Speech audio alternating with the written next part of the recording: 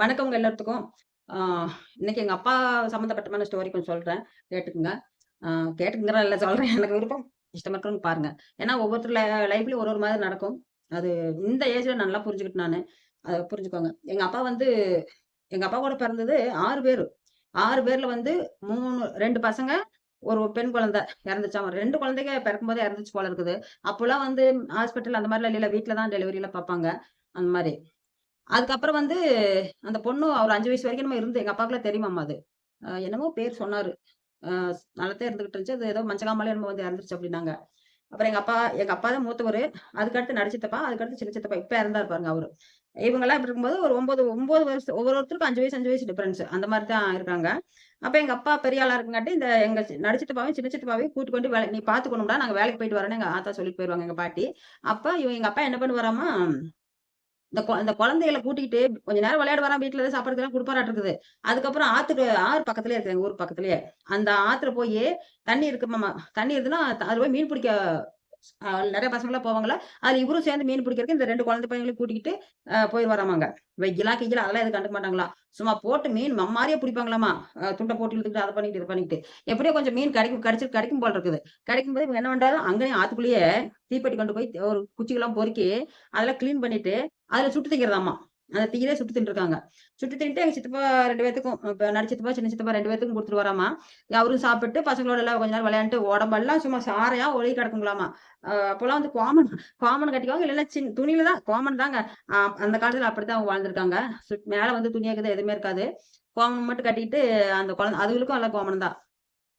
அப்ப எங்க அப்பா வந்து அத குடுத்துட்டு 4 மணி, 5 மணி ஆச்சுன்னா, எங்க எங்க பாட்டிம்மா வந்துரும் அப்படின்னு பயந்துகிட்டு, ஒண்ணுக்கு முக்காலா அது இது தொடச்சுக்கிட்டு ஓடியாந்துட்டு வருவாங்களாம் அழுகாம. அப்புறம் எங்க பாட்டி அதுக்குள்ளயே வந்துருச்சு போல இருக்குது அன்னைக்கு. "எங்கடா போனீங்க இன்ன வரைக்கும்?" அப்படின்னு கேட்கங்காட்டி, ஆளாளுக்கு முழிக்கிறாங்களாம். எங்க அப்பாவுக்கு தான் அடி விழுந்துதாம்மா நல்லா. நான் வீட்ல இருந்து பாத்துக்க சொன்னா, "எங்கடா கூட்டிட்டு போய் சாறு வடிஞ்சு இப்படி கிடக்குது" அப்படின்னு சொல்லி சத்தம் போட்டு திட்டி அடிச்சிருப்பாங்களாட்டுருக்குது. அப்புறம் சாப்பாடு போட்டியா? அப்படிங்காட்டி, "இல்ல நான் அண்ணா எங்களுக்கு மீனெல்லாம் பொ பொ இது தீயில போட்டு வறுத்து குடுத்தாங்க" அப்படின்னு அந்த எங்க சித்தப்பாவும், நடுச்சித்தப்பாவும் சொல்லியிருக்காங்க. சரி அப்படின்ட்டு அதுக்கப்புறம் அப்படியே விட்டுட்டாங்களாமா. அந்த மாரி அவரு வந்து அப்பவுமே தம்பிகளுக்கு குடுத்துட்டு அந்த மாரி தான் பார்த்துருக்காரு. ஒரு காலகட்டத்தில வந்து ரொம்ப வறும வந்துருச்சுங்களாமா. ஆம் ஏதோ துவர பஞ்சமோ என்னமோன்னு சொன்னாங்க. ரொம்ப ரொம்ப வறுமைங்களாமா. அந்த வறுமையில வந்து யாருக்குமே சாப்பாடு கிடைக்காம, இந்த கத்தாழ கிழங்கு தெரியுங்களா? பெரிய பெரிய கத்தாழையா இருக்கும்ல. யானை கத்தாழை அப்படிம்பாங்க அத. அந்த கத்தாழைய போனோம்னா, அடியில கிழங்கு இருக்கும். அந்த கிழங்கு போய் ஆளாளுக்கு எங்கெங்க தோண்டி தோண்டி வெட்டிட்டு வருவாங்கங்க. அந்த கிழங்க கொண்டு வந்து வேவிச்சு, அதுல கொஞ்சம் வெல்லம் போட்டு சாப்பிட்டா அவ்வளோ டேஸ்ட்டா இருக்கும். அதெல்லாம் செதுக்கி நீட்டா பண்ணி வேவிப்பாங்க.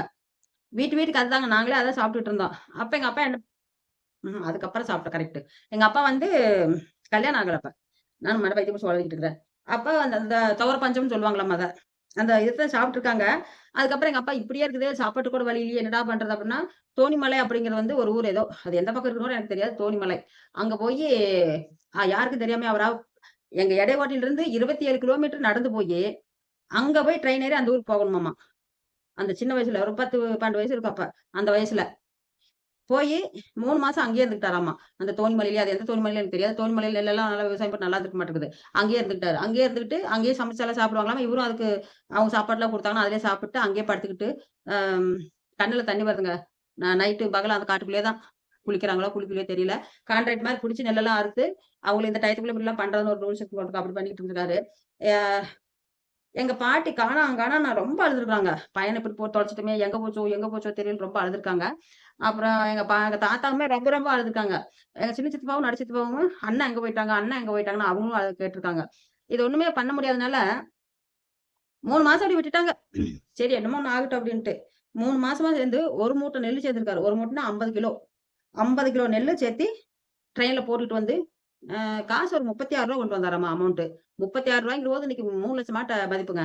அங்க சம்பாரிச்சு நைட்டும் பகலும் அறுக்குவாராமா. நெல்லெல்லாம் எப்படின்னா கான்ட்ராக்ட் பண்ணி தானே அறுக்குறாங்க. அதனால இவ்வளோ காசுன்னு பேசிட்டு அதுல நெல்ல அறுக்குவாங்க. பகல்ல ஃபுல்லா அறுக்குவாங்களாமா. சாப்பாடுலாம் போட்டுருவாங்களாமா. அதான் சமைச்சு சாப்பிட்டுக்கிறது. அரிசி பருப்புலாம் அவங்க குடுத்துருவாங்களா, இவங்களும் அந்த ஆள்காரங்களும் சமைச்சு சாப்பிட்டுக்கிறது. அதுல போய் இருந்துக்கும்போது நைட்டு அந்த காட்டுக்குள்ளேயே படுத்துக்க வேண்டியது தான். வைக்கோல் போட்டு மேல ஏதாவது துண்டோ, கிண்டோ போட்டு படுத்துக்குவாங்களாமா. பனிக்காலமா இருந்தாலும் சரி, வெய்ய காலமா இருந்தாலும் சரி. அப்ப நிலா வெளிச்சம் வந்ததுன்னா, நைட்லயே நெல்லெல்லாம் அறுப்பாராமா. அப்படி அறுத்து கஷ்டப்பட்டு ரூ. 36 அமௌண்ட் கையில, ஆ 1 மூட்டை 50 கிலோ நெல்லு. நெல்லுனா சின்ன விஷயங்களா அன்னைக்கு? நெல்லுனா அவ்வளோ ஒரு இதா இருக்கும்ல. கொண்டுகிட்டு திருட்ரையில ஏத்த போயிருக்காரு. வர்றப்போ திருட்டுல தான் வந்திருக்காரு. ஏன்னா காசு குடுத்தா அப்பலாம் எனக்கு ரூ. 1 ரூ. 2 அந்த ட்ரெயினுக்குலாம். அப்படி. அப்புறம் அத வீட்டுக்கு கொண்டு வந்து மூட்டை ஆல்ரெடி ஒண்ணு சொல்லியிருக்கிறேன். இருந்தாலும் இத சொல்றேன். வீட்டுக்கு கொண்டு வந்து இறக்கிட்டு, அப்புறம் அவங்கலாம் ரொம்ப சந்தோஷப்பட்டாங்களாம் எங்க பாட்டி அவங்கலாம். "ஏன்டா சொல்லாம இப்படி போயிட்ட? எங்கேயோ போயிருந்துட்டு காணோம்னு அழுதுட்டு கிடந்தேன்." எங்க அப்பதான் எங்க பாட்டிமா ரொம்ப கட்டி புடிச்சு அழுது சந்தோஷப்பட்டுருக்காங்க. அப்ப வந்து அந்த வீதியில இருக்கிறவங்க எல்லாருமே சொன்னாங்களாமா, "அழகம்மா, உன் பையன் பாரு சிங்க குட்டி. எப்படி சொல்லாம போய் இருந்து, அந்த வேலை நெல்லெல்லாம் அறுத்து உனக்கு 1 மூட்டை நெல்லு கொண்டு வந்திருக்காப்படி. பையன்னா இப்படி இருக்கும், இப்படி பெத்து வச்சிருக்கணும் அதிர்ஷ்டமான அவங்க எங்க அம்மா எங்க பாட்டி வந்து அழகம்மாள். அவங்க பேர சொல்லி, பாரு உங்க பையன் ஒரு தங்கமான பையன பெத்து வச்சுருக்க இப்படி குடுத்து வச்சிருக்கணும் அப்படின்னு சொல்லி பாராட்டுவாங்களாம்மா. அப்புறம் அந்த நெல்லு ஊற வச்சு, அம் ஊற வச்சு அத மறுபடியும் வெயில்ல காய போட்டு, அதுக்கப்புறம் தான் மில்லுல கொண்டு குடுத்து அரிசியா தயாரிச்சு வர முடியும். அந்த மாரி பண்ணியிருக்காங்க. அதுக்கு எங்க பாட்டி வந்து அரிசியா அங்க கொண்டோய் குடுத்து அரைக்கிறதுக்கு காசு வேணுமே அப்படின்ட்டு, வீட்லயே வீட்லயே அத ஊற வச்சு, அத ஊற வச்சு கொஞ்சம் வெந்துரும் நல்லா. அதுக்கப்புறம் திருப்பி அந்த வெயிலெல்லாம் கொஞ்சம் ஒரே வெயிலா இருக்கும். நைட்ல காய போடுவாங்க. காலையில 10 மணிக்கெல்லாம் அள்ளிருவாங்க. அந்த மாரி காய வச்சு அத செக்குல போட்டு இத்த கு அ குத்துனாங்கன்னு வச்சுக்கங்களேன், அந்த அரிசி கரெக்ட்டா வந்துரும். அவங்களுக்கு நெல் குத்துறவங்களே தனியா இருப்பாங்க அதுக்கு. அது டெக்னிக்கல் வேணும். அந்த அரிசி வந்து உடையாம இருக்கிறதுக்கு அந்த மாரி வேணும். அதுல வந்து குத்தி எடுத்து பொடச்சு, அது சோறாக்கி எல்லாம் சாப்ட்டுருக்காங்க. ரொம்ப ரொம்ப சந்தோஷமா சாப்ட்டுருக்காங்க. பக்கத்து வீட்டுக்காரங்கலாம், "அவனுக்கு பாரு பையன் இருக்காட்டி இப்படியா நாங்கலாம் என்ன பண்ண முடியும்? புள்ளைய வச்சுக்கிட்டு என்ன பண்ண முடியும்?" அப்படி சொல்லுவாங்களாம்மா. அந்த மாரி போயிருக்குது. அதுக்கப்புறம் இப்படிலாம் கஷ்டப்பட்டுருக்காரு ரொம்ப. ஆ இப்ப வந்து அதுல வந்து லைஃப்லயே வந்து கஷ்டப்பட்டவரு எங்க அப்பா மட்டும் தான் அப்படின்னு எங்க சித்தப்பா ரொம்ப சொல்லி சொல்லி நான் கேள்விப்பட்டுருக்கிறேன். ஆம் இப்ப அனுசல போன 29ஆம் இறந்தார்ல, அவரு என்ன சொன்னாருன்னா, போன டைம் நான் ஒரு 1 1 இயர் பேக் போயிருந்தேன். அப்ப வந்து சொன்னாரு. எங்க சின்னண்ணான்னு தான் கூப்பிடுவாங்களாம்மா. அப்ப எங்க சின்னண்ணன் இருந்திருந்தாருன்னா, எனக்கு எத்தன டைம் வந்திருப்பாரு. ஒரு நாளைக்கு 10 டைம் வந்து என்னைய பார்த்துட்டு போயிருப்பாரு. அப்படின்னு அழுதாங்க. நான் சொன்னேன் எங்க அப்பாவா அப்படி பாசமா இருந்தாரு உங்க மேல? அப்படி வந்தாரா? அப்படின்னு கேட்டேன். அளவு கடந்த பாசம் வச்சிருப்பாராமா எங்க அப்பா. தம்பிமாருன்னா அவ்வளோ பாசங்களாமா. சண்டை கட்டிக்கவே மாட்டாங்க அண்ணன், தம்பி 3 பேரும். அந்த மாதிரி தான் இருந்தவங்க.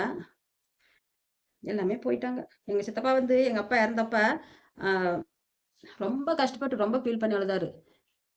காலம் ஃபுல்லா கஷ்டப்பட்டே போயிட்டாரு. அவருக்கு நல்ல சுகம் கிடைக்கலையே, நல்ல வாழ்க்கை கிடைக்கலையே அப்படின்னு சொல்லி புலம்புவாரு.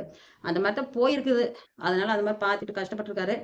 அம் எங்க சித்தப்பாகிட்ட டெய்லியும் ஏதோ ஒண்ணு சொல்லிட்டு அங்க சாப்பிட்டு போட்டோ, இல்ல ஏதோ ஒண்ணு வருவாரு. ஏதாவது ஐடியா கேட்கறாருன்னா, விவசாயத்த பத்தி பேச பிடிக்கல. எங்க சித்தப்பாட்ட போய் கேட்பாராமா. இப்படி செய்யலாமா? அப்படி செய்யலாமா? அப்படின்னு இது பண்ணுவாங்களாமா.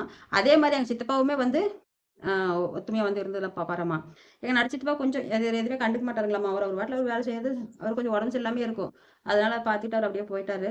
இவங்க 2 பேரும் கொஞ்சம் நல்லா அன்பா, பாசமா இருப்பாங்க. இன்னைக்கு எங்க சித்தப்பா 1 வருஷத்துக்கு முன்னாடி சொன்னாரு. எனக்கு எங்க அண்ணன் இருந்திருந்தா எனக்கு இவ்வளோ வேதனையா இருந்திருக்காது அப்டின்னாரு. எதுக்கு சொன்னாருன்னு தெரியல. அந்த மாரி சொன்னாரு. பே அவரும் இறந்துட்டாரு, இவரும் இறந்துட்டாரு. எல்லாம் சேர்ந்து இறந்துட்டாங்க. ஆத்மா சாந்தி அடையணும். ஆனா அத கேள்விப்படும்போது எனக்கு ஒரு பெருமையா தெரிஞ்சது. அந்த காலத்திலேயே எங்க அப்பா எதையுமே கண்டுக்கல. ஒரு ட்ரவுசர் போட்டுக்கிட்டு இந்த மாரி துணியெல்லாம் இல்லைங்களாம்மா ட்ரெயின்ல வரப்ப. வெறும் மேலோட போயிட்டு அப்படியே போறதா சட்டை இதெல்லாம் எதுவுமே இல்ல அவங்களுக்கு. எங்க அப்பாலாம் அப்புறம் கொஞ்சம் வசதி வந்தப்ப, ஓரளவுக்கு நல்லா பிக்கப் ஆயிட்டப்ப, அம் ட சட்டைலாம் எடுத்து போட்டுருக்காங்க.